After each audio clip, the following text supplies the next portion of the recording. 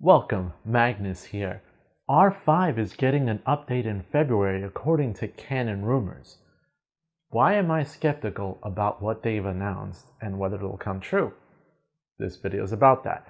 If you like videos regarding DSLR mirrorless cameras, in particular for video with tips and tricks as well, definitely consider subscribing.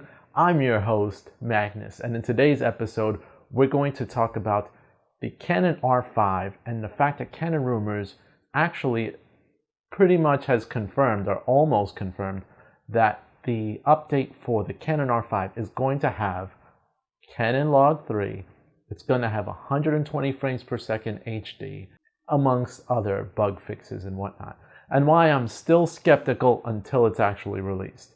Now, Canon Rumors has been reporting for many years on rumored either firmware updates or camera announcements specifically for Canon. And I follow their site and I definitely do keep up with the latest and greatest, and a lot of these announcements have come true. But you've also got to pay attention that some of them don't come true. Now, Canon Rumors, if you don't know, has a system, a CR system, where depending on how valid or likely the rumors to become true, it'll give it like a CR1 rating, CR2, or CR3.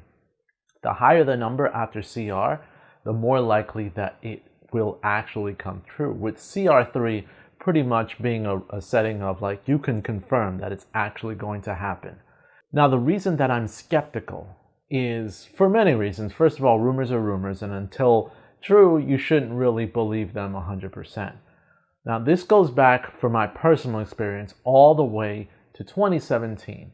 Early 2017, I owned the 5D Mark IV, and I still do. I use it all the time. And the 5D Mark IV had a number of great features, but a number of letdowns as well. One of those letdowns being the fact that the 4K is cropped in, and it uses a codec that's both antiquated and inefficient. We were begging Canon to actually release a firmware update that at least fixed the antiquated codec, which wasn't well suited for editing, for example, because the file sizes were so large and you only got 8-bit 422 color at max, which was unfortunately not good enough. So what did we get? We got a rumor in about March of 2017 from Canon Rumors, and this CR3 rated reported that Canon would actually implement C-Log in the camera, which was cool.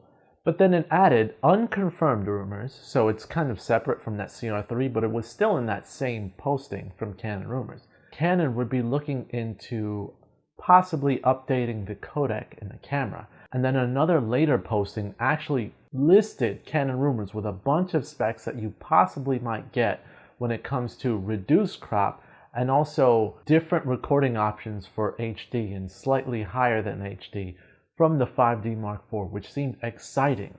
So they were going to fix the codec, they were going to reduce the crop. It was pretty much everything that we wanted, and getting C-Log.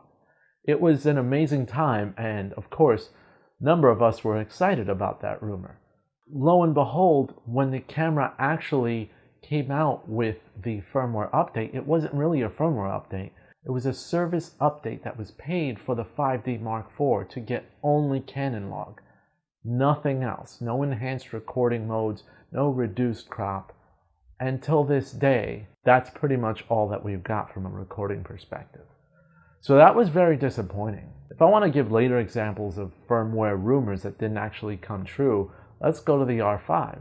Canon Rumors recently reported in late 2020 that we would have gotten the rumored 120 frames per second in HD on the R5 along with C-Log 3. This was something that we were expecting, but also in that post, it said that we would possibly get improved heat management in the firmware. What did we get with an updated firmware? None of that. It actually didn't come out. And I was sorely disappointed that, unfortunately, we barely got any of the updates that we were looking for in the R5. And now, once again, here they are, but now it really only lists the 120 frames per second, C-Log 3, and then a bunch of bug fixes without even bringing up overheating. So every time something's announced, you gotta take rumors with a grain of salt. Not to say that it won't come true, but I'm more of the prospect of okay, thanks. I actually expected it in January based on these rumors, but now it's actually February. I think, granted, this rumor was a CR2, which is slightly higher, but it's still not something that I'd like to count on or actually depend upon. Rumors are rumors. Wait until it actually comes out before you make your judgment on whether a firmware is good or not. But it's at least fun to talk about, right? And something to look forward to. Are you looking forward to the R5 update? And what about the R6 update? What's happening with that, if any at all, for their overheating or different recording modes? We'll see. Let me know what you guys think in the comments down below. And as always, like, share, and you can make my day if you subscribe today. Magnus, and I'm out. New glasses. They're comfortable. But the glare, I didn't want to bother you guys with the glare. See you later. Bye-bye.